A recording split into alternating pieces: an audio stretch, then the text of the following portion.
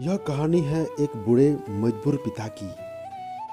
एक गांव में एक आदमी रहता था जो बहुत बूढ़ा हो चुका था, जिस वजह से उसे कम दिखाई देता था और बहुत कमजोर हो गया था।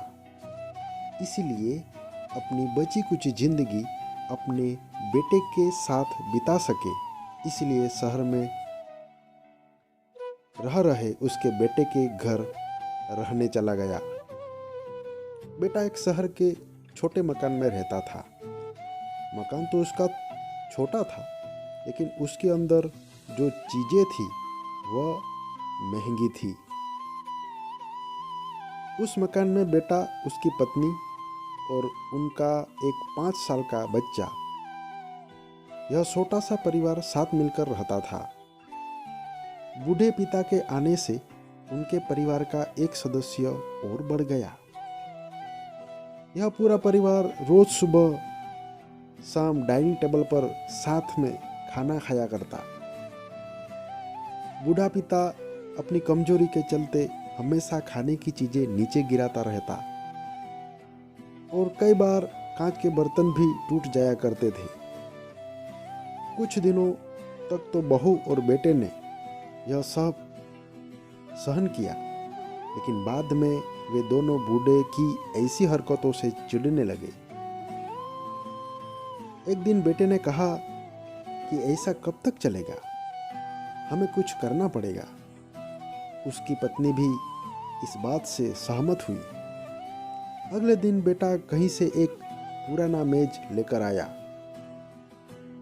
और घर के एक कोने में उसे लगा दिया और अपने पिताजी से कहा कि आप यहीं बैठकर खाना खा लिया कीजिएगा। उन्होंने एक लकड़ी का बर्तन भी बनवाया जिसमें वे अपने बूढ़े बाप को खाना देने लगे। अपने कांच के कीमती बर्तन बचाने के लिए अपने बूढ़े बाप को लकड़ी का बर्तन देने में उन्हें जरा भी शर्म नहीं आई। अब खाने का समय जब जब होता तो बूढ़ा बाप एक कोने में बैठकर खाता और बाकी का परिवार डाइनिंग टेबल पर खाना खाया करता। डाइनिंग टेबल पे बैठे बैठे दोनों कभी कभी अपने बूढ़े बाप की तरफ देख लिया करते। बूढ़े बाप की आंखों में उन्हें आंसू भी नजर आते, मगर उन पर जैसे कोई असर ही नहीं होता।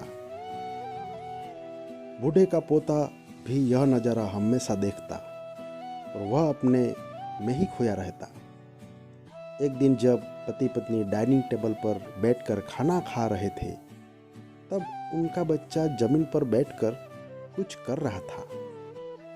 उन दोनों ने बच्चे के हाथ में लकड़ी का टुकड़ा देखा, लेकिन उन्हें कुछ समझ में नहीं आया कि बच्चा लकड़ी के टुकड़े के साथ क्या कर रहा है।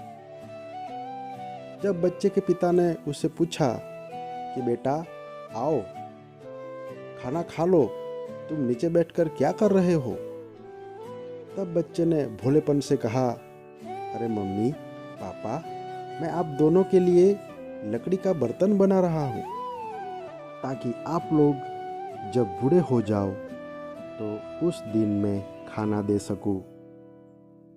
अपने नादान बेटे द्वारा दी गई यह सहज बात दोनों के दिल में तीर की तरह उतर गई। दोनों एक दूसरे का चेहरा निहारने लगे। बिना कुछ कहे ही दोनों की आंखों में पानी आ गया और उन्हें अपने भविष्य की किताब अपने आंखों के सामने खुलती हुई नजर आई। उन्हें समझने में ज़्यादा देर नहीं लगी कि अब उन्हें आगे क्या करना पड़ेगा। अगले दिन कमरे के कोने से वह पुराना मेज हट गया और अब बूढ़ा पिता और बाकी का परिवार साथ में मिलकर फिर से खाना खाने लगे।